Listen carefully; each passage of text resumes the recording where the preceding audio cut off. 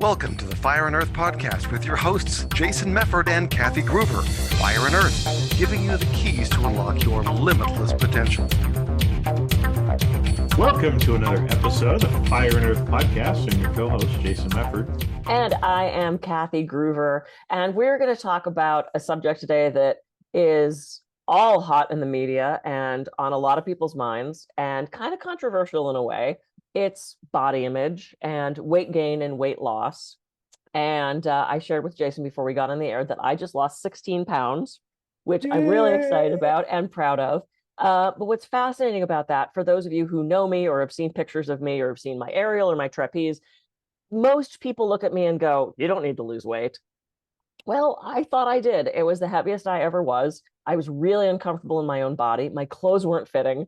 I would put on a speaking dress at a conference and it was uncomfortable for me to be in my clothes. And so I got on Noom. I get nothing from Noom. It's not, it's kind of a plug for Noom because it really worked. But I'm down 16 pounds in like 3 or 4 months. And I'm really proud of myself because I worked really hard. But what I shared with Jason is I grew up with horrible body image issues, horrible disordered eating, not to the point where I had something diagnosable like anorexia or bulimia, but for many years, my diet was Mountain Dew, M&Ms, and diet pills. I started taking diet pills like my junior year of high school. And to look at a picture of me my junior year in high school, I did not need to lose weight. No, because I remember you posted like one of the pictures, or you showed me one of the pictures of when you were younger. I think when we were talking about how we were dressing, and I was like, socks, yeah. Dang, Kathy was like a skeleton. You know, there was nothing to you. Yeah, I was 5'8" and probably 120 pounds, if not a little bit less. And my dance instructor was incredibly abusive. And some people listening might have been in dance class with him, so I'm not going to say his name. They vilified. Is that good or bad? Vilified usually bad, I think. Okay, right? They like put the guy on the pedestal, and I remember a couple of years ago when he passed away, everybody on Facebook was like, he was the biggest influence, and he was so. And I'm thinking, do you remember how horrible he was to us? So between a dance instructor convincing me that I was fat and the media, you want to talk about Kellogg's and Can You Pinch an Inch? That really fucked with my head, because what they didn't tell you is that these people that they showed in this commercial were pinching skin. You know, they showed really slender people pinching, and it was skin. And I looked at that as a very thin 15 or 16-year-old and thought, oh no, I'm fat. And it messes with your head. So here I am now, a 3-year-old woman, and the body images stay with me. So we're going to do just a quick conversation about this today. But I thought it was an important conversation to have. Yeah, and I think it's important. You know, I think a lot of times, probably again, just because a lot of the media attention and our society in general, this is probably something that women deal with more than men. But this is also a man issue. Yep. Too, right. And so I think I want to make sure that we bring that in too, because I was the same way. I mean, growing up in high school, I was fit. I had a 6-pack ab. I was running 5 to 8 miles a day. I was 5'9", 140, 145, but muscular, right? And again, I'm a 40-something-year-old man too, right? And yeah, let's just talk about aging. That's a whole other show. We'll talk about that on a different one. But over my life, I've gained weight, I've lost weight, I've gained weight, I've lost weight, right? To a point to where I was probably up close to, I was at least probably 230, if not 240. So I was almost 100 pounds. Wow. Heavier than I was when I was in high school, right? Which again, I didn't, when you see the gradual buildup, you don't really realize it until you see a picture of yourself and you're like, who's that lard ass, right? That's not me. I had this big kind of bulging neck and I was like, that is not me. And I knew, for me, once I hit like a 38 waist, I'm like, fuck it, this is not going to happen. Yep. And so I've worked,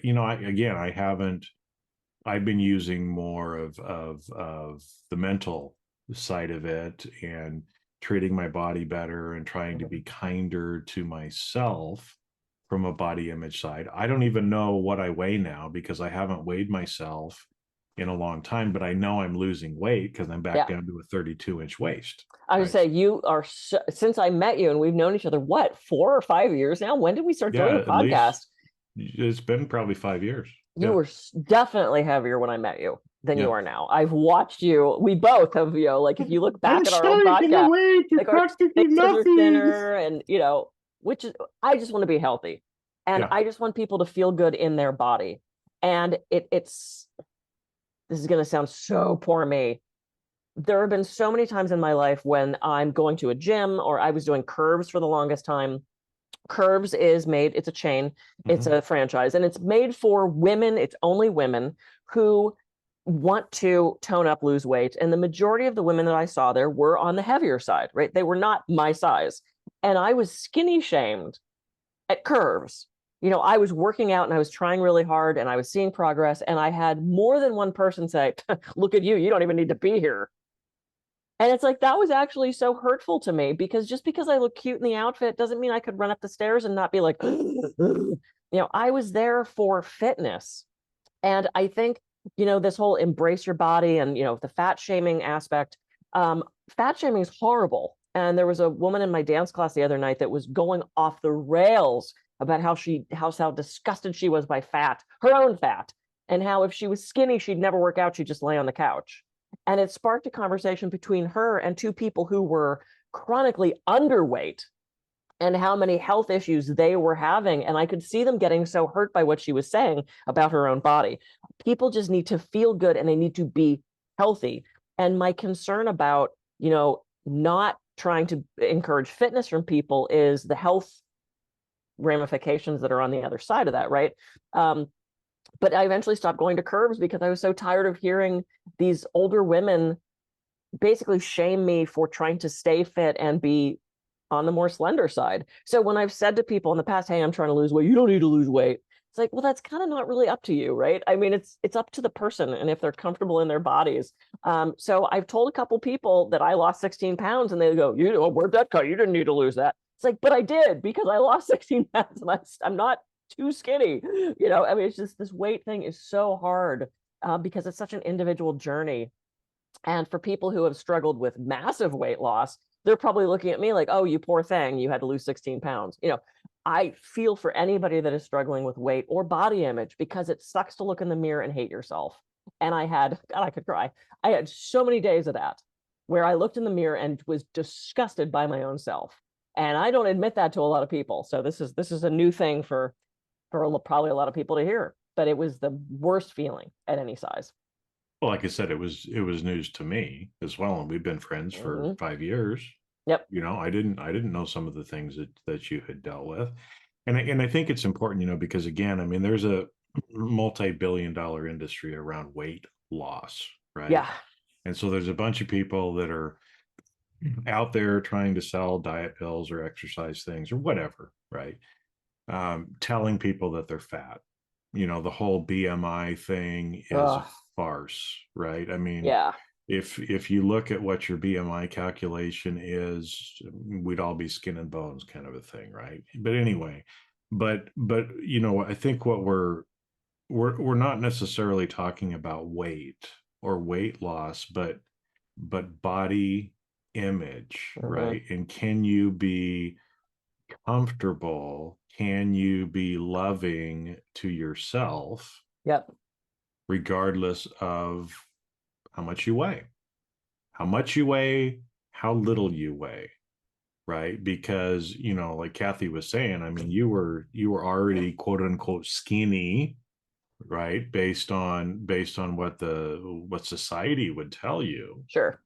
Right. But you were still having body image issues, right? So maybe let's just dig into that a little bit, because like I said, I mean, you're here willing to share, which is great, but what are some of those things that, again, people probably, we end up seeing ourselves naked in the mirror, right?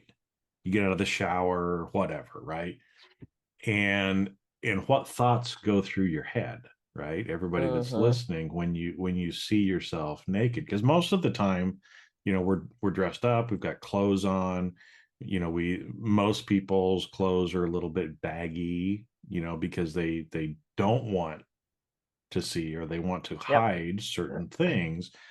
But for people that are, I guess maybe the first thing is, well, do I have a body image issue? So how are some ways, or like for you, I mean, how did you come to have that awareness that, oh my gosh, maybe I do have body image issues, right? Because again, Yeah. I think a lot of people, when it's thrown out there, it's like, well, if you're morbidly obese on the BMI scale, then okay, well, maybe I need to do something, right? But again, that's weight. Yep. That's not necessarily body image, because again, I've seen, women that are 300, 400 pounds, they feel sexy. Yep. They are sexy. Yep. They bring it, right? And I've also seen people who look like supermodels that are just the most miserable, Yep. unsexy people that are out there because they have the body image issues. So, Yep. so I guess first off, how do people realize, for people that are listening, how do they know maybe you do have something, maybe this is something that you need to explore more? Yeah. Um, I think it's about how you talk to and about yourself, and the feeling that you get when you look in the mirror. If you seriously do have a weight issue and you want to be healthier because things like type 2 diabetes are creeping in, or then loving yourself as you are in this moment is so important, and reaching towards something else, right? So you want to make those changes, and you have to meet yourself where you are and love yourself there. And luckily, I have a partner who was so supportive of me. And the days I'd look in the mirror and I'd pinch something and make a very judgmental, nasty face about myself, he'd go, "Babe, you're beautiful. You look amazing." Like, he embraced my body, literally and figuratively, loved my body at whatever size it was, and also supported me on this journey, because it was a healthy journey. It wasn't me grabbing the latest diet fad that I found on Instagram, which I also went through, where I'm like, oh, that pill seems to work, and why don't I try that pill? And what, I can't tell you how many empty bottles or boxes of shit that I have under my medicine thing in the bathroom of these pills that I tried. There were fat burners, or, I tried all of that stuff because that's what I did when I was in high school. I was on Dexatrim, which I was remember that. Yeah. I think it's and banned now, isn't it? I I'm don't sure know. it is. But there was a part that's like, "Nah, I could probably find that on a black market." And there was when I did murder mysteries in LA, there was oh my God, what is it called? It was a like multi-level marketing thing, but it's still around. Very, very well-known nutraceutical and supplement company. And they had something called green and beige. They labeled their pills according to color. So every day you take 2 green and 1 beige, and then later in the day you take 2 green and 1 beige.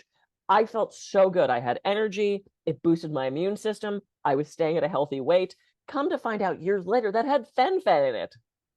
Fen-phen is the diet pill that they banned because, Yeah. 5 people had heart attacks. But it was so frustrating because that combination of whatever this green and beige was, that was like the best I felt in my life. And I had some seriously obese clients who the only way they stayed at a healthy weight was on fen-phen. So for a lot of really obese people, I should not have been taking it. For a lot of really obese people, that was the saving grace for them.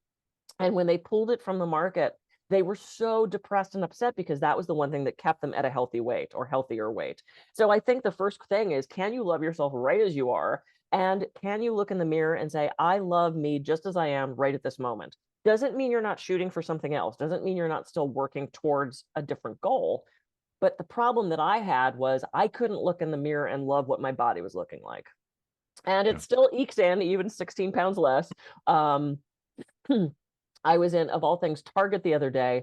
And side note, I so appreciate society starting to put real looking models in bathing suits, underwear, dresses.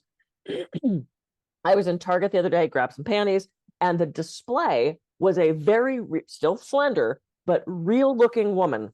And I'm going to stand up and demonstrate. She had turned from the side, and she had a little pucker here. She had skin that crinkled there, which in the past, they either would have hired a model that didn't have that, or they would have airbrushed it out. Yep. They showed her on her back. And you know what my first thought was? Oh, that was my first thought of a real. Because that's what you've been conditioned from society to think. I have been conditioned to think that all the skin is taut and stretched without a mark on it. They fucking airbrush it. It is not real. You know, I know models who were size 2 who, when they twist their back that way, it's skin. It's holding our organs in. You know, and it was just this, and I had to like reframe that. I'm standing in Target staring at this. People must have thought I was crazy. Standing at this, you know, staring at this woman in underwear going, oh, and having this conversation in my head. We all have wrinkles, folds, cellulite, stretch marks. We all have them. We are not walking around in an airbrushed world. And the key is figuring out a way to love yourself with every mark and every scar and every bump and every lump of fat. We have to start to do that. And I don't, other than just trying to change your mind or getting professional help, I don't know the absolute answer to it. Well, I know, but I mean, some of the things we've kind of talked about before on the podcast, some of the different practices or things that you can do from an affirmation perspective. Yeah. I mean, if you want to, you know, really do one, I think it was the book that I read called Love Yourself Like Your Life Depends on It or something like that. Oh, yeah. And in that book, he talks about kind of a mirror exercise like that, where you stand in front of the mirror and you tell yourself that you love yourself. Mm-hmm. Right. But you look right into your eyes, you look at your whole body, Yep. you almost do kind of a body scan and talk about different parts of your body, even to the point like, oh, that little roll of fat here, I love you. Right. Mm-hmm. And when you can actually sit there and start to do it, it's uncomfortable as fuck to begin with. Yeah. When you try to do it. Right. But as you start to do it, right, I mean, again, you've got to realize that your soul is different than your physical body, right? And so the more you can express love for your physical body, right, in how you treat it, yep, in how you talk to it, right, you get a different relationship with your body.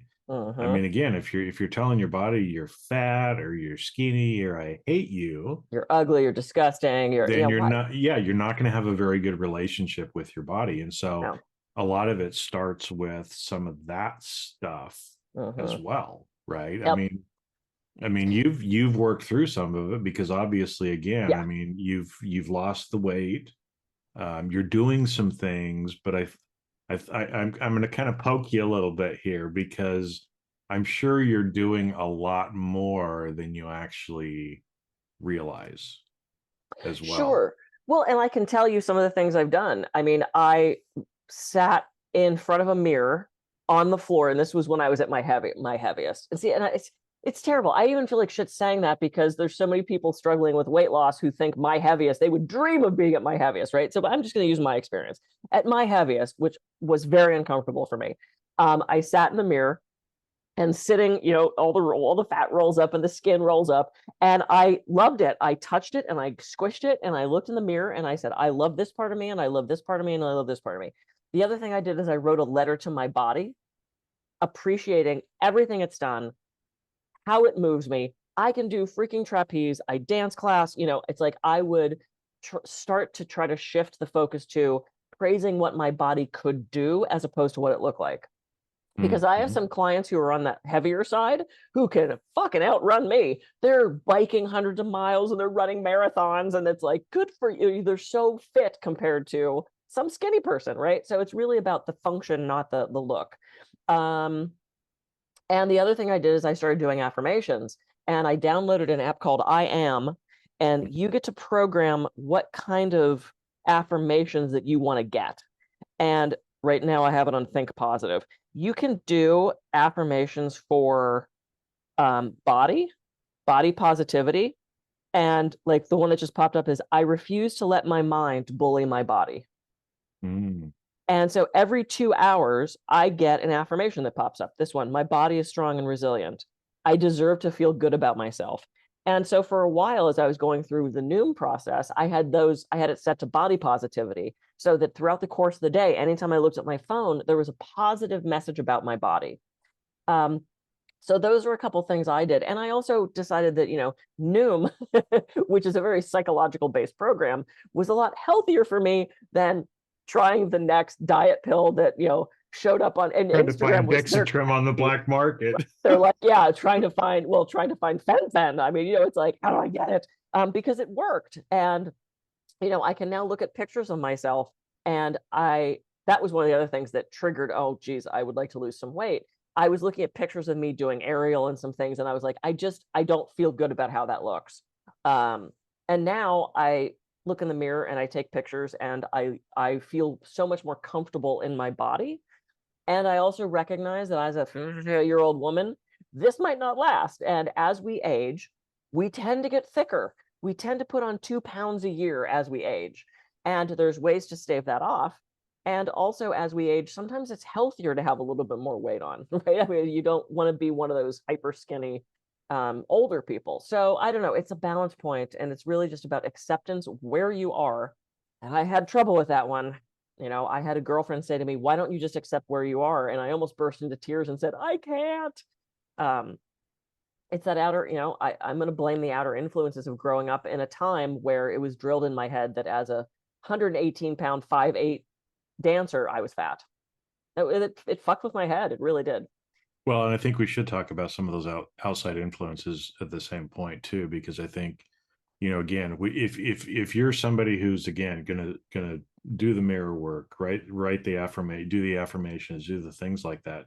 Good, do it, please do it.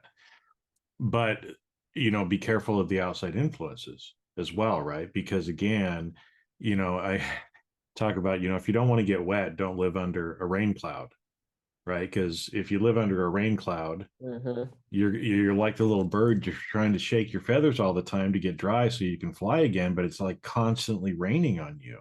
Yep. And so there's some of the outside influences that's fairly easy for you to deal with, right? Yep. Don't go buy glamour magazines, right? Yeah. That puts some unrealistic stereotype on what beauty is, or things like that, right? Just stop watching those things, right? Yeah. Stop consuming media. Oh God. That can be damaging or negatively reinforces some of this stuff. But the big one, the elephant in the room that a lot of you might need to address is some of your relationships. Yep. Right? Because again, you're lucky with your partner telling you, Kathy, you're beautiful. You look great the way that you are. Come here, I want to touch you, right? Kind of thing. Yep. That is positive and reinforcing and supports what you're trying to do. Yep. Right. But I know at the beginning you talked about your dance instructor when you were a teenager. Yep. Right. That's an outside influence, a relationship where, what were some of the things that he was saying to you? Oh, he would make these blanket announcements to the group about how, if you want to be a professional dancer, you need to keep your weight down and you need to stay thin. And there was one class that he didn't say a word. It was a look. The move that we did ended up, we have hips. I was probably 17 at this point. So I was starting to, I was through puberty. I was starting to develop hips. That's what women get. We get hips. And I'm hippie. That's just my shape. And we did a move where this squished, right? Which is going to happen if you lift your leg up. It's called flesh. And I remember looking in the mirror and kind of poking it because I realized, oh, I have that. And I don't think, it's hard to remember because it was a very long time ago. I don't think I was judging it. I think I just kind of looked in the mirror and went, oh, and like squished it. And I looked over at him and he looks at me and he goes, and like looks me up and down with this, see, you are fat look on his face. And for especially young people, looks like that non-direct communication, that inferred communication is so damaging because you think they're not seeing, they are absolutely seeing that. If you look at them and kind of go, they're seeing that, and that's getting into their subconscious. And I remember that moment so clearly as me going, I don't want anyone to ever look at me like that again. I must be fat. I better fix that. just that look from him of, told you. So he was just, there was a bigger girl in my dance class who was such an incredible dancer. And the dance instructor, and his wife, they were both Broadway dancers, would make comments about her weight. And it's like, it affected the entire class. And then, the commercials, Kellogg's was horrible at drilling into my head that I was fat. Can you pinch an inch? I remember I sent away for their little like health and diet pamphlet, and it talked about the thigh gap. I had big legs. I was a dancer. I never had the thigh gap. And I would stand in the mirror desperately trying to make my legs have this. I'm a dancer. I have very strong legs. And just, things people around me have said where, they'll see a commercial or they'll see a gymnast and they'll go, she has big legs. And it's like, okay, then that must mean I have big legs because that's what I look like. So it was just kind of from all over. And it was definitely the media and definitely my dance instructor. And I have clients and friends who are dancers, gymnasts, models, aerialists, who it has been drilled in their head that they need to look a certain way. And that sucks. And society needs to shift their focus. Just like I looked at this ad in Target and went, ugh, that's what a real person looks like. But it's been drilled into my head that we don't have fat and we don't have marks. Please get off social media. And this is for men too. I know men that have disordered eating and distorted body images because they want to be bigger. They want to be strong. They want to look like that guy in the mirror in that post. And, they pump themselves up. They get the exact right lighting. They figure it out how they're going to look their best. You see them sitting on the toilet at 5 o'clock in the morning. They look like hell too.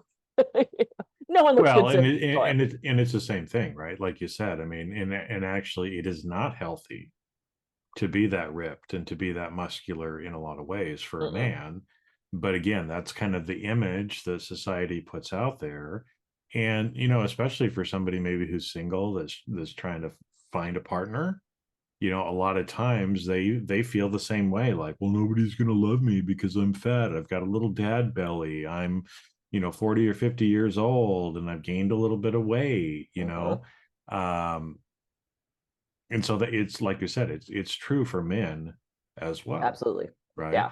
But I think what's important too, like you said, is, sometimes you're going to have people like the dance instructor who, when you go to dance class, you're gonna feel that influence. Now you can choose to just stop going to dance class. That's fine. Right. You can do that. You can pick a different dance instructor. You can talk to the person.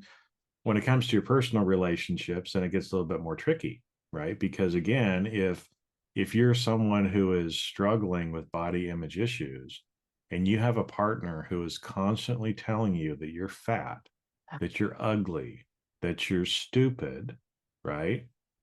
Maybe you need to have a discussion with them about, hey, I don't appreciate it when you talk to me that way. Yeah. Because maybe they don't realize it. Maybe they don't realize it, and maybe they'll change, right?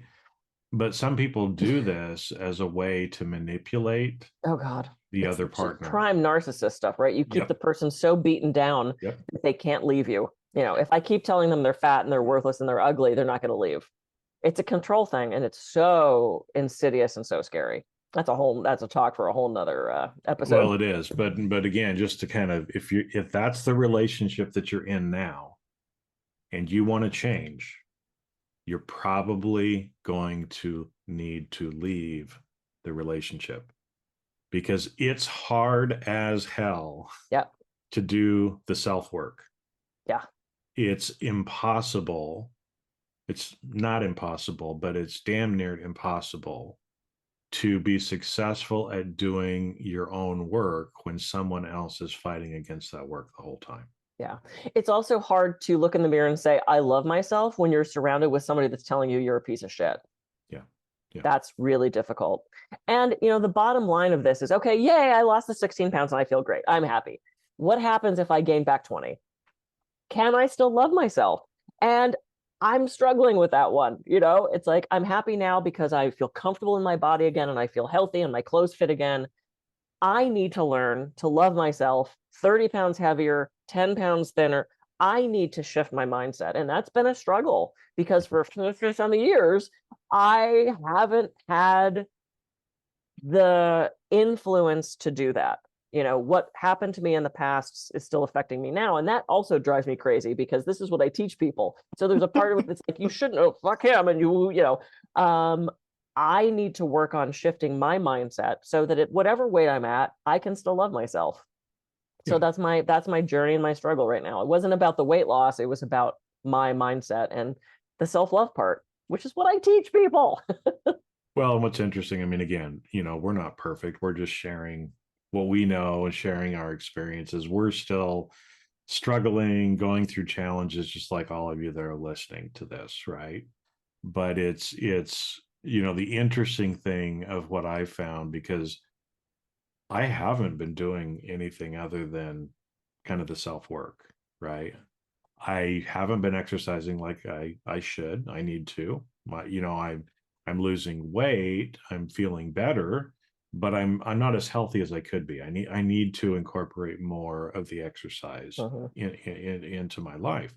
But what's the interesting thing is Kathy, you said you're kind of worried. Well, can I still love myself 30 pounds heavier?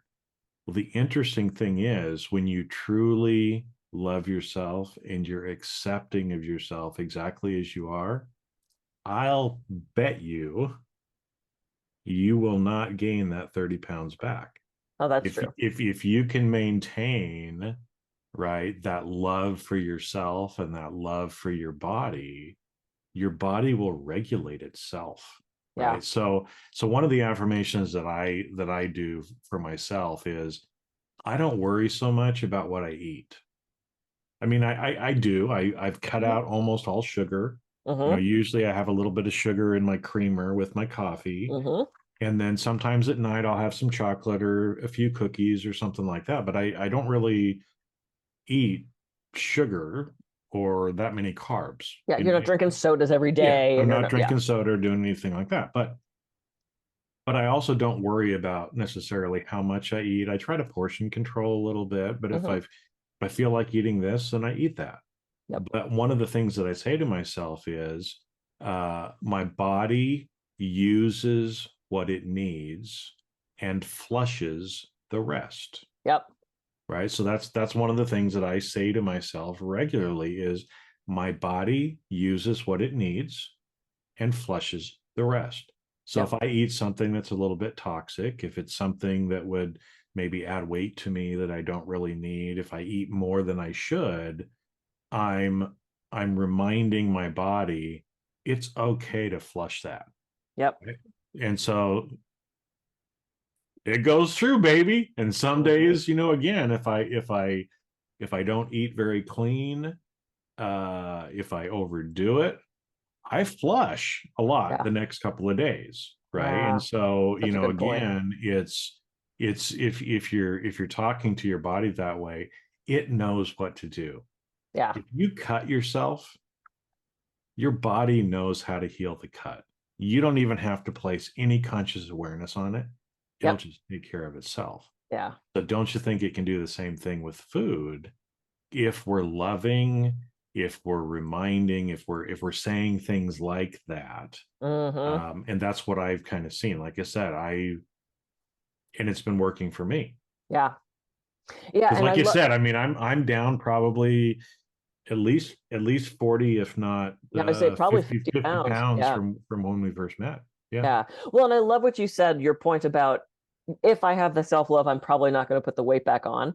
The reason the weight came on in the first place was divorce, loss of my father, loss of a relationship that I thought was going to be maybe my next partner, and then an injury. I hurt my back to the point where I had to kind of learn how to walk normally over the course of a year. So grief. And then injury and COVID. My injury happened literally the week that we shut down for COVID. I was not experiencing a hell of a lot of self-love after divorce, loss of my father, who was my best friend, and the loss of that relationship. So I was kind of abusing my body. I was eating and drinking whatever I wanted. So it was the weight came on from that place of me not loving myself, from depression, of grief, of all those heavy emotions that I was eating. And I was like, fuck it, I'm gonna eat whatever I want. I can always be thin. And my body went, not anymore. So you're right. So the weight came on to me from a place of not loving myself. And so as long as I keep loving myself, it's probably not going to go back on. You're completely right. So that was a nice little moment of clarity for me right there. Well, and but again, it's that simple but consistent work. Yeah. Right. So again, that's the thing too, right? Is it's like, you lose all the weight, great. Well, if part of that has been loving yourself, doing the mirror work, doing your affirmations, keep doing them. Yeah, of right. course. Don't stop, because that's again why people yo-yo back and forth so much is, they're really good, they're really dedicated, they're really disciplined in doing stuff for a few months. They accomplish whatever it is, weight loss, financial, whatever it happens to be. They're really committed for a short period of time. They get the results they want. They go back. Right. To eating and drinking whatever they want. Yeah. So what do you think is going to happen? Right. So just continue doing some of those things that have helped you to be successful to get there. And you won't have to worry about those things again. Yep. I agree. Well, we had no idea where this was going to go. Okay. No, and this ended up being we thought it was going to be a little short episode. No, yeah. Let's talk about body image in like 10 minutes. Right. That's not going to happen. Okay. We should stop. Yeah. But anyway, so I'm proud of myself, and it's still a work in progress, and I'm still working on loving myself, whatever I look like. Well, and I'm proud of you too, Kathy. I mean, that's good on you, girl. Thanks. And I'm going to continue fighting my fight as well. Because again, it's like I said at the start, and we touched on it in the middle too, this is not just a female issue. This is a male issue as well. And so we just tend to see things differently, right? Where women, it's usually fat shaming or skinny shaming just about weight. Yeah. For men, it's more about your physique, right? How athletic you are, what you're able to do, the muscular structure that you have as well, right? And so again, these are all things that are being fed to us by people who want to take your money to, try to get you to look in a certain way that you can't anyway, because it's all airbrushed and photoshopped.